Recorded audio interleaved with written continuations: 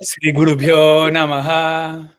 Hari Om. Saludos al gurú, saludos a la tradición. Saludos al gurú. Hola, ¿qué tal? Ya sabéis que la relación con el maestro es ni ponerlo en peldaño ni falta de respeto. Porque falta de respeto, admiración, amor elevado, porque en ambos casos, si lo pones en un peldaño o si no hay admiración ni respeto, en ninguno de los dos casos nos sirve.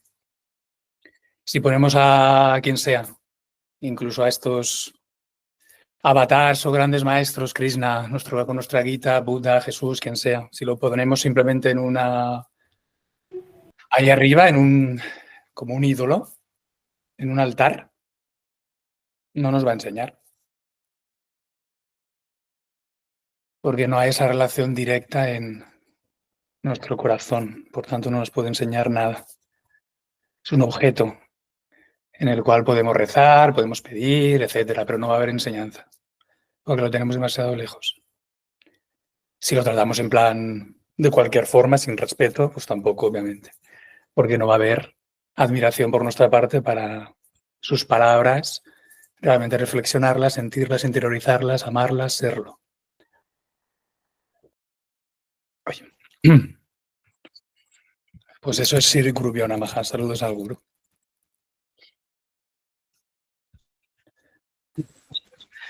Y saludos al gurú significa saludos, que significa todos los mantras, casi todos los textos empiezan por Namaha. Namaha es saludos. ¿Los saludos qué significa? Saludos es nada es mío. Nada es mío. Te entrego todo. Nada es mío. ¿Qué significa te entrego todo? Nada es mío. Entender que todo lo que tenemos en disposición, desde nuestro cuerpo, mente al mundo y nuestra vida, está ahí para que lo sepamos utilizar como instrumentos, como medios para crecer como seres humanos hasta donde podamos. Siempre el objetivo, si estamos en esta práctica, de conocer la verdad, lo permanente en todo. La iluminación completa, la liberación. Entonces, todo cuanto está aquí disponible en mi cuerpo, mente y en el mundo es un medio, es un instrumento para utilizarlo, aprender a utilizarlo correctamente para crecer y finalmente iluminarlo todo y lograr la liberación. La negación de la ignorancia de quién soy yo, que es todo esto.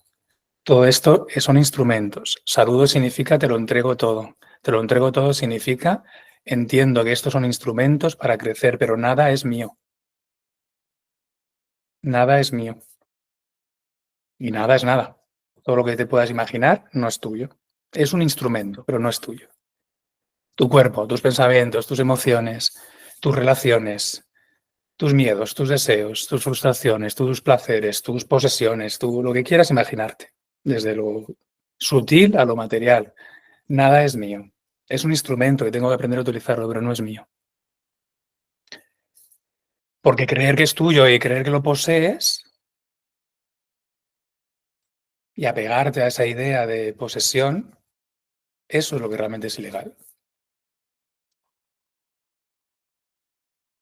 Pensar que realmente es tuyo, que lo posees, sea lo que sea, una cosa material o una cosa sutil, tus emociones, pensamientos, etcétera, pensar que lo posees y apegarte a esa idea de esto es mío, eso es lo que realmente es ilegal desde el punto de vista del conocimiento.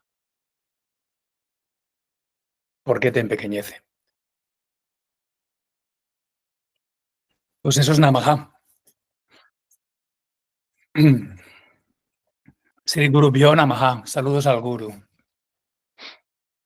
¿Y quién es el gurú?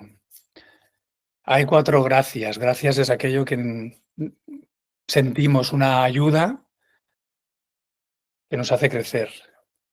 Eso que no sabemos muy bien explicar, que es inexplicable y sentimos esa gracia, esa bendición, ese apoyo, es gracia.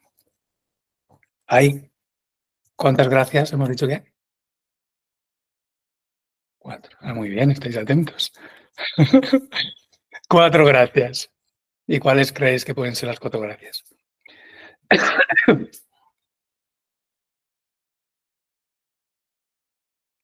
Va, algunas son fáciles.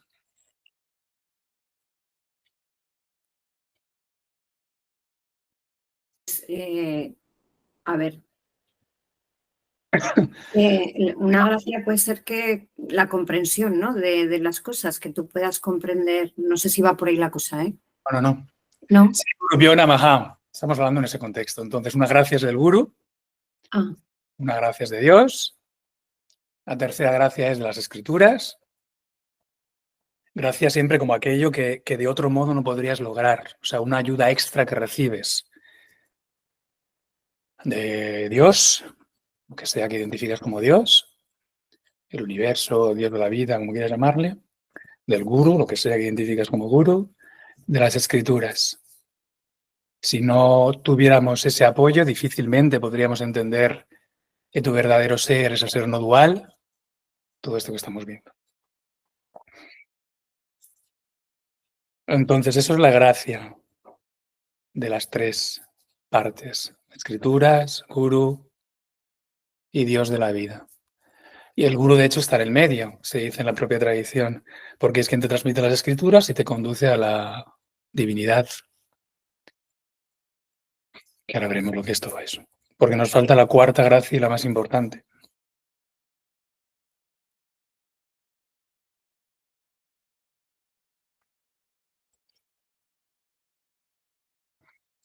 Para recibir estas 3 gracias, ¿por qué algunas personas las reciben y otras no? por el karma, por nuestras acciones, ¿no?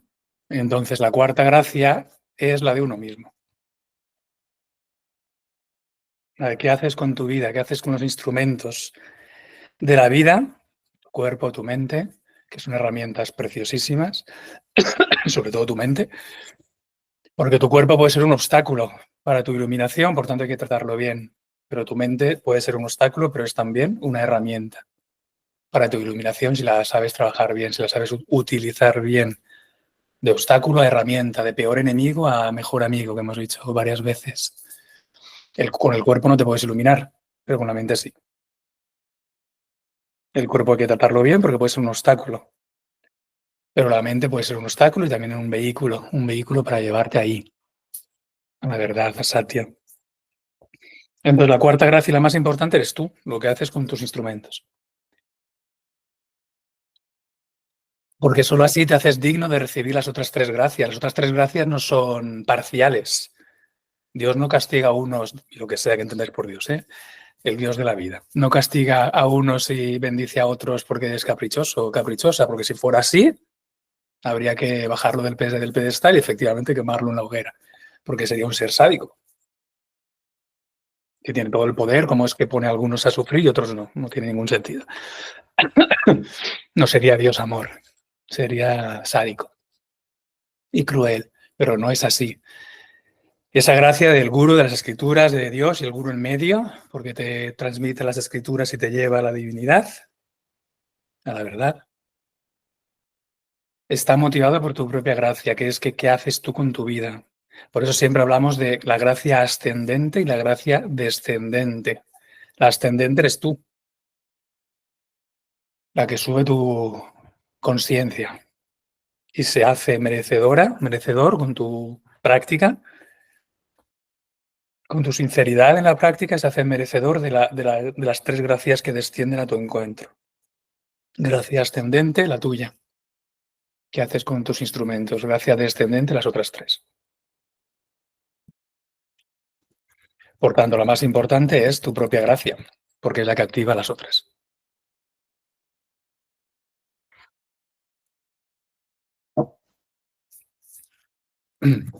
Y finalmente, ¿quién es este Dios? ¿Quién es este gurú? ¿Quién son las escrituras?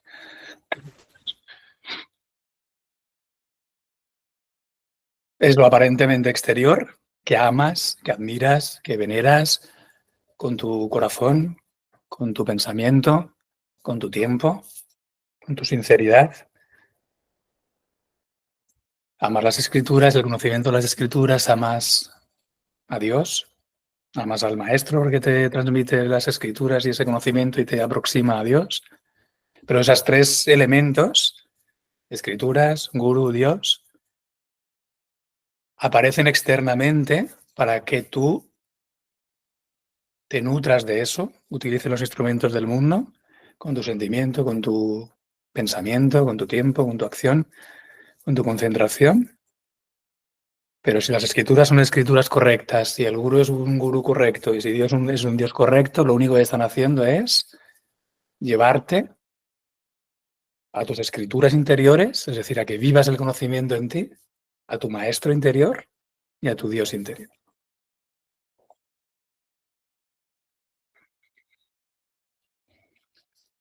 Pero hay que reconocerlo también, si tenemos esa necesidad de ser conscientes de la conciencia misma, de iluminarlo todo perfectamente y liberarnos de la causa misma del sufrimiento, que es la ignorancia, de quién soy yo, qué es todo esto que hago aquí, de dónde vengo y a dónde voy. Si tenemos esa necesidad, que la tenemos, es necesario verlo externamente. Las escrituras, el maestro, la maestra, Dios, la diosa, para dedicar nuestro corazón y nuestro intelecto ahí, para que ellos, siendo correctos, nos muestren el conocimiento en nosotros mismos, el maestro en nosotros mismos, la diosa en nosotros mismos. Y eso es lo de ser ciudadano de dos mundos, que muchas veces decimos. Saber utilizar externamente el mundo y mis instrumentos de cuerpo, mente y mi vida aquí y ahora para conocer Satya, para conocer la verdad, si es que deseo conocer la verdad. Que finalmente es el objetivo final de la vida.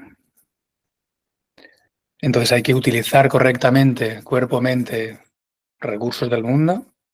Eso es ser ciudadano del mundo de la diferenciación y las formas para finalmente conocer el mundo real. Y cuando una escritura, un maestro, maestra, Dios, diosa, cuando todo eso es correcto, cuando te lleva a la no dualidad. Por eso es el reconocer el Dios, la diosa en ti, el reconocer el maestro en ti, reconocer el conocimiento en ti, porque tú eres eso.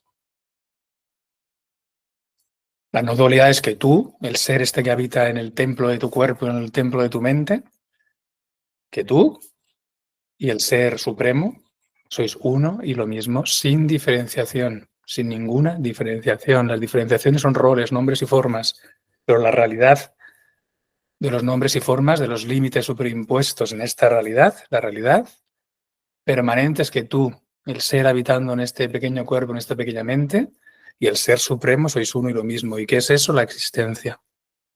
La existencia primera, la existencia infinita, sin principio, ni fin ni cambio, porque no hay otro, porque no hay partes, porque lo otro es la no existencia.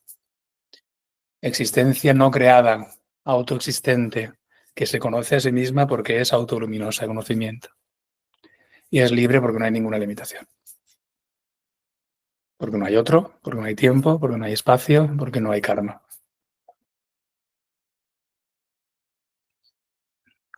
No hay dualidad. Todo lo demás son fases previas.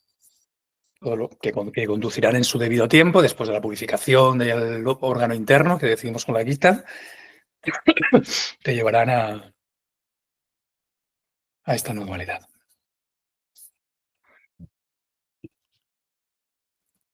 Entonces, externamente,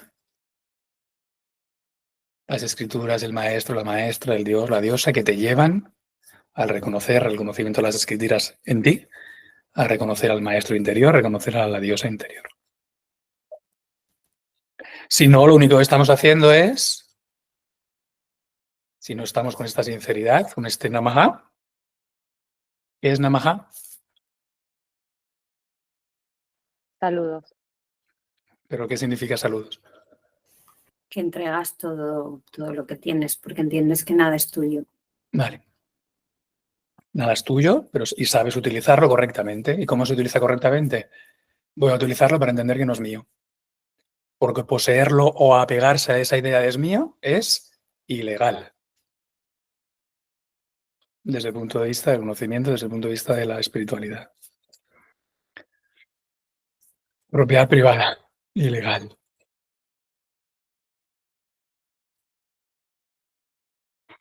Si no, lo que estamos haciendo es, pues, ¿por qué no se llena el vaso? El vaso es nuestro antakarana, nuestro órgano interno, nuestra mente, corazón. Estamos vertiendo estas escrituras con estas gracias, ¿por qué no se llena el vaso? Un vaso de leche, como el de Lauda, que estás echando constantemente, vertiendo la leche y se derrama. ¿Se derrama o no se llena? Puede ser las dos situaciones. ¿Por qué? Por tanto, no te sirve. ¿Por qué creéis que, por ejemplo, no se llena? Nuestro antakarana, nuestro órgano interno, nuestra mente, corazón, pese a que tenemos acceso a las escrituras, a las tres gracias, escrituras, maestro, Dios, ¿por qué no se llena? Imaginaos un vaso, estamos vertiendo leche, pero siempre está vacío, o casi. Igual hay un pozo de algo, pero no se llena. ¿Por qué? Siempre está medio vacío. El vaso, o sea, físicamente el vaso me refiero, ¿eh? Y luego me explicáis qué significa. Pero el vaso... ¿Eh? Porque tiene un agujero. Porque tiene un agujero. O puede ser también que estamos vertiendo leche fresca, ecológica y tal. Y no, pero no se... el vaso no reposa con la leche pura. Y el vaso está lleno, está todo el rato rebosando. La primera opción, porque hay un agujero, se pierde y no tienes nada. La segunda opción, la leche buena se rebosa, no se queda en el vaso. ¿Por qué? Porque ya está lleno de otra cosa. Porque está lleno de otra cosa y no vacías. Eso es el ejemplo, lo ejemplificado. El vaso, ¿quién es? El vaso sería nuestro antakarana, nuestro órgano interno. Nuestro órgano interno, que es mente-corazón. ¿Se entiende por qué digo siempre mente-corazón, no? Sí, ¿no? Todo el mundo tiene clarísimo eso, ¿no? Emoción, pensamiento. Necesitamos las dos cosas. Porque si solamente tienes pensamiento, lo sabes todo, pero no haces nada. Si solamente tienes emoción, te pones como loco a hacer cosas, pero sin sentido. Por eso necesitamos ambas cosas. Sin sentido para llegar a donde quieres llegar en tu vida. Mente, corazón, pensamiento, emoción. O emoción, pensamiento. Entonces, segundo caso, bueno, eso, que lo tienes ya todo lleno y no sueltas. Y primer caso, que tienes un agujero y por uno te entra y por otro te sale. Y eso somos nosotros, es nuestro órgano interno. El que tenga oídos para oír, que escuche y entienda. En otras palabras, el que tenga oídos para oír, que escuche y entienda.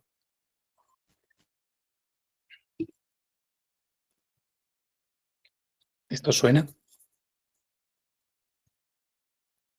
¿Qué lo decía Jesús?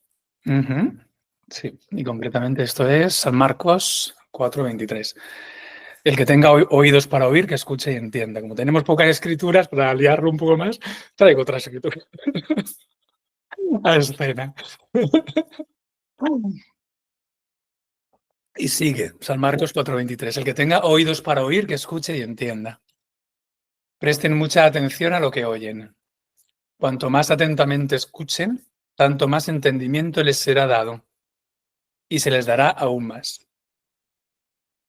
La gracia ascendente, la gracia descendente. Tú escucha y entonces tendrás más. A los que no escuchan mis enseñanzas se les dará, a los que escuchan mis enseñanzas se les dará más entendimiento, pero a los que no escuchan se les quitará aún lo poco que entiendan. San Marcos 4:23. Y adelante.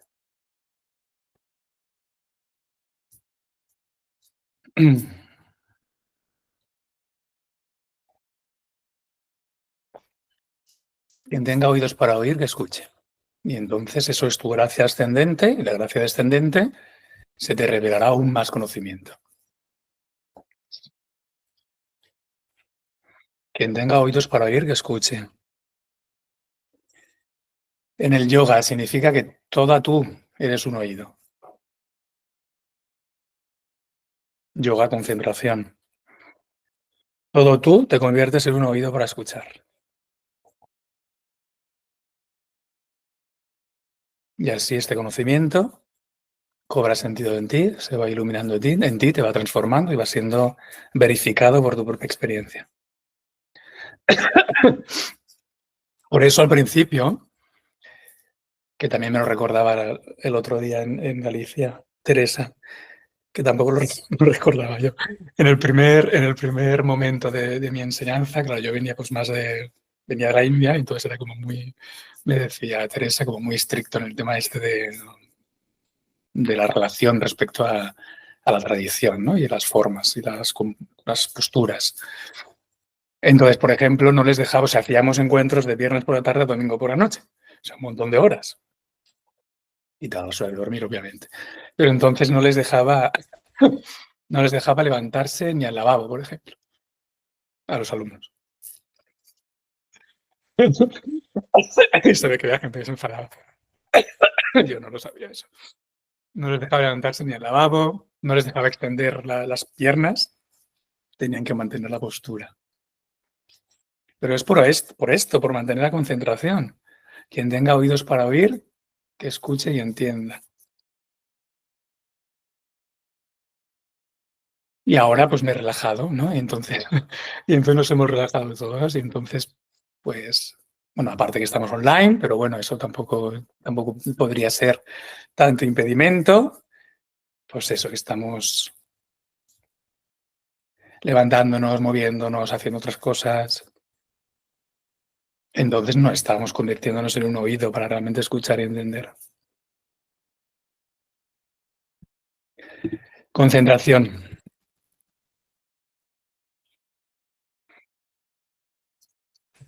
¿Y quién es el gurú? Gurú es aquel que elimina la ignorancia del discípulo. Entonces las dos partes tienen que estar alineadas. Gurú es aquel que elimina, o sea, depende de las dos partes. Gurú es aquel que elimina la ignorancia del discípulo. El discípulo tiene que ser así, siendo todo oídos, es decir, con sinceridad en su práctica. Y el maestro tiene que haber sido, a su vez, en su momento, también discípulo. Es una tradición que transmite el conocimiento final, definitivo, de la no dualidad. Entonces, el maestro, para eliminar la ignorancia de su discípulo, de su alumno, tiene que tener este conocimiento, tiene que tener no solamente el conocimiento de que la realidad última es la no dualidad, de que tú y el ser supremo sois uno y lo mismo, la existencia en sí misma, que auto existe, auto se conoce sin otro, que el otro es la no existencia, sin cambio, por tanto, sin atributos. No solamente tiene que conocer ese conocimiento, sino tiene que conocer el método para transmitírtelo y que tú también lo puedas aplicar y verificar en ti. Reconocer tu ser en ti, no porque lo escuches, sino porque lo seas, porque lo eres. Conocimiento y método. ¿Y por qué en la tradición? Porque si no, podría ser una invención del ego, por muy sabio o sabia que seas, podría ser una invención del ego, podría ser incluso correcto, pero a lo mejor parcialmente correcto, no definitivamente correcto, o sea, no llegar hasta el final. Por eso hacerlo en la tradición, para no tener ningún límite, porque la tradición que viene del propio conocimiento, que no es de nadie. Por tanto, el gurú con conocimiento, con método y con experiencia directa de la no dualidad del ser. El discípulo con esa admiración, esa concentración, esa sinceridad en su práctica, durante largo tiempo, de forma ininterrumpida, como nos dice Patanjali en sus Yoga Sutras. Y con sinceridad.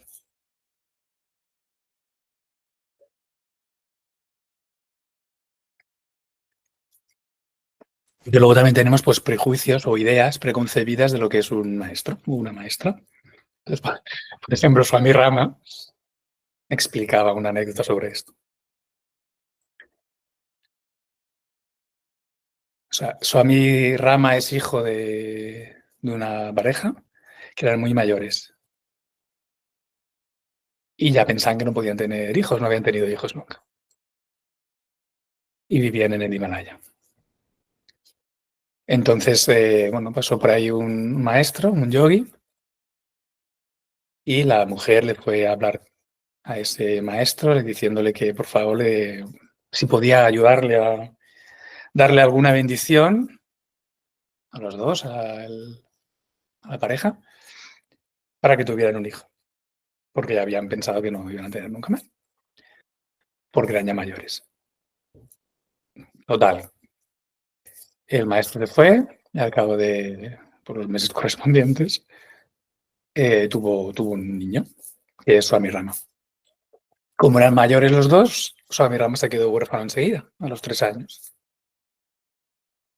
Entonces su maestro, Bengali Baba, apareció y se lo llevó a su cueva.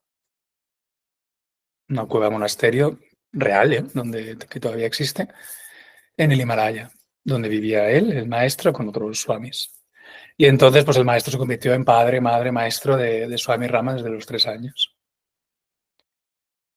Y en este contexto de la cueva monasterio, donde estaba Swami Rama desde niño, desde los 3 años, con su maestro del yoga y de la Advaita Vedanta, con otros, Bengali Baba, con otros swamis, en ese contexto, porque cuando decimos en la tradición del yoga meditación, esto también lo tenemos que entender, que el otro día no sé si lo dije. Yoga meditación significa, en esta tradición de los reyes del Himalaya, significa que practican el yoga, practican el conocimiento final de la Advaita Vedanta y practican también las técnicas y la meditación del Tantra. El yoga basado en su filosofía, que es Sankhya, el Tantra, con todos sus rituales, pero sobre todo la parte de meditación, la parte más elevada, y finalmente lo que culmina, que es el conocimiento de la Advaita Vedanta, de la no dualidad. Entonces, por ejemplo, también ahora os cuento, que no se me olvide lo del gurú, pero os cuento, Swami Rama también explicaba que en el monasterio, que habían varios, en esta cueva monasterio, que había varios monjes, varios sannyasis, renunciantes. En algún momento había, y esto pasa siempre, en algún momento había como una discusión entre ellos de para qué practicar el yoga, con todas las kriyas, con todas las asanas, con todas las meditaciones, los pranayamas, etcétera. ¿Para qué practicar todas estas disciplinas, los yamas, niyamas, si al final ellos se basaban en el conocimiento de la Advaita Vedanta? Entonces, ¿por qué no podían hacer solamente Advaita Vedanta? Era la pregunta. Y era como una discusión de si hacían yoga o no, solamente Advaita Vedanta. Yoga meditación o solamente Advaita Vedanta. Al final esa conclusión se resuelve cuando el maestro de ellos, de todos ellos, Bengali Baba, maestro de Swami Rama, dice que hay que practicar el yoga, sobre todo la meditación, el yoga meditación, hasta llegar hasta la práctica donde el yoga meditación sobre todo te lleva. Y después se continúa con el conocimiento de la Advaita Vedanta. Es decir, es una combinación. Tú practicas todos los 8 pasos del yoga de Patanjali, el yoga clásico, para convertirte en esta gracia ascendente, para convertirte en el recipiente adecuado para que en ti pueda vibrar, pueda ser el conocimiento definitivo que efectivamente es la Advaita Vedanta. Y si no, decían, nadie bebe el vino más sublime, más maravilloso en una copa de plástico. El néctar más, el vino más maravilloso es el conocimiento de la Advaita Vedanta. Pero si tu vaso, que es tu órgano interno, tu antakarana, tu mente-corazón, no está equipado, no está preparado con el yoga meditación, pues es como un vaso de plástico que no tiene ningún sentido que viertas ahí el vino más rico, más bueno, más sublime, que es el conocimiento de la Advaita Vedanta. Entonces, esto se entiende, ¿verdad? En nuestra Gita es el Karma Yoga y el Jnana Yoga. La purificación, el equipar tu órgano interno, que no seas un vaso de papel porque se va a romper o de plástico porque es sucio, sino seas una copa bonita, transparente, para recibir y disfrutar el conocimiento de la no dualidad. No seas un vaso agujereado, ni seas un vaso lleno ya de otras cosas que digas no entiendo nada. O no me sirve de nada. Pero es simultáneo si estás interesado en el objetivo final del Advaita Vedanta. No es tampoco ya lo haré, porque si no tampoco llega nunca. Pero tampoco es no hago nada más, porque lo voy a asumir, a entender absolutamente todo y con el propio conocimiento y ya está. Si eso es así, maravilloso. Pero si no es así, es que tienes que equiparte mejor, entrenar mejor tu mente-corazón.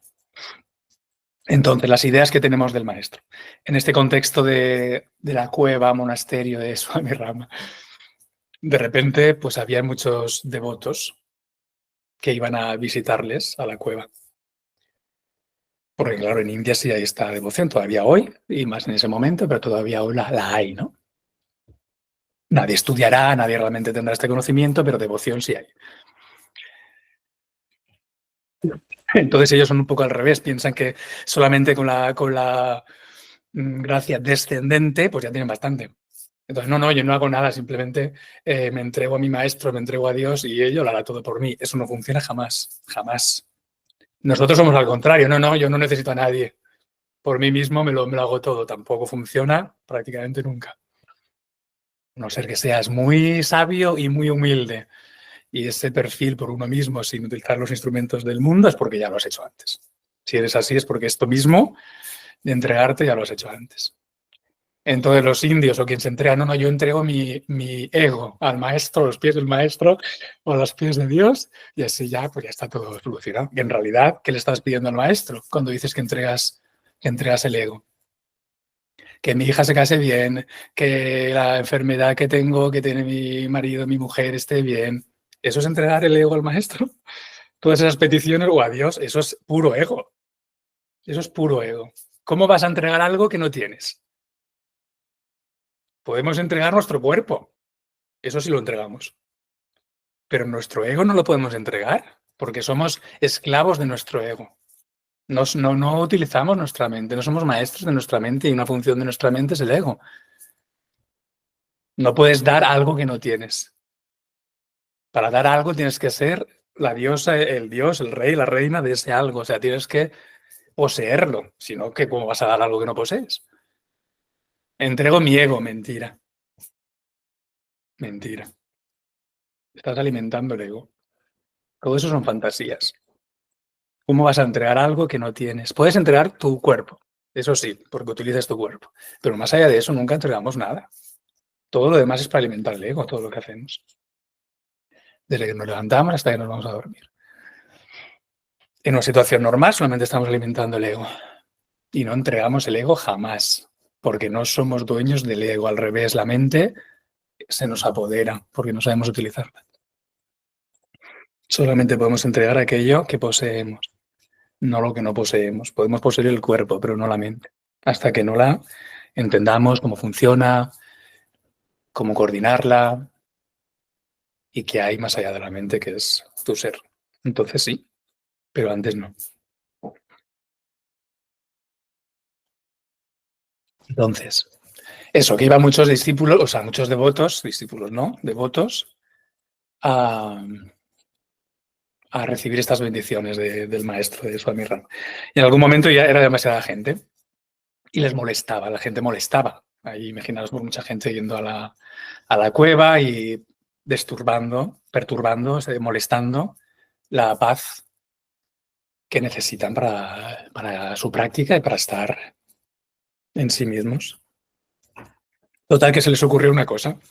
Pusieron a la entrada de la cueva a un swami, al más viejo y más ignorante de todos los swamis que había en la cueva. Le hicieron crecer la barba, una barba blanca, calvo, vestido de swami, y lo sentaron ahí en la puerta. Y lo sentaron en la puerta de la cueva, pero que era el más ignorante, no había estudiado nada, era simplemente una persona que había aparecido ahí de mayor, como a pasar los últimos años de su vida y hacer lo que pudiera, pero no había estudiado nada. Era literalmente el más ignorante. Lo pusieron allí, sin decir nada, más que Om, y toda la gente que iba a tocar los pies, pues él les ponía la mano, el mudra este de la bendición y todos los más contentos. Así la gente no molestaba y ellos se iban como si hubieran tenido sus bendiciones. Porque tenían ese prejuicio, esa idea de que un gurú debe ser así, un swami con barba blanca, mayor, etcétera, y bueno, pues ya les estaba bien. Y a su vez ellos pues mantenían su calma. Eso es engañar, eso es mentir. Por parte de los maestros, me refiero que estaban ahí tranquilamente en la cueva. Os pregunto. Realmente no, se acomodan a lo que necesitan las personas en ese momento. O sea, pienso que el gurú te va dando, pues según tú estás, en el momento en el que estás o cómo estás tú, él te va como llevando el agua o como te va llevando desde allí, desde donde estás, ¿no? Claro, o sea, es mentir. Bueno, sí, literalmente a lo mejor sí, pero también es interesante entender eso. O sea, hay que ver las situaciones, no ser como muy drástico en las cosas. Hay que ver las situaciones de lo cambiante, de la dualidad y ver los espacios y poner el tiempo, el interés necesario en cada situación. Es decir, el maestro principal del ashram, que está enseñando a gente realmente que está capacitada para aprender, si sale fuera a hacer esa tontería, pierde su tiempo para enseñar a gente que sí está capacitada para entender. Por tanto, eso sería mucho peor. Entonces, la gente que viene simplemente para tocar los pies de un supuesto gurú porque están con su idea egoísta y fantasiosa de que es un gurú, también ellos se van contentos. Por tanto, también obtienen lo que desean, porque no pueden tener nada más. Por tanto, a lo mejor literalmente sí es engañar, pero no lo es, porque es utilizar la situación de la dualidad, que nunca es perfecta, por tanto la perfección ahí no existe, para hacerlo lo mejor, aunque tenga una parte que a lo mejor no es tan buena, pero en realidad es lo mejor. Porque si no, la alternativa que era que el gurú de verdad saliera y estuviera todo el día perdiendo el tiempo, no, porque entonces deja de hacer lo que realmente tiene que hacer, que es eliminar la ignorancia de un discípulo. Y los otros no eran discípulos. Los otros eran gente que quería tocar pies, pues que toquen pies y que se vayan de lo más contentos. ¿Vale?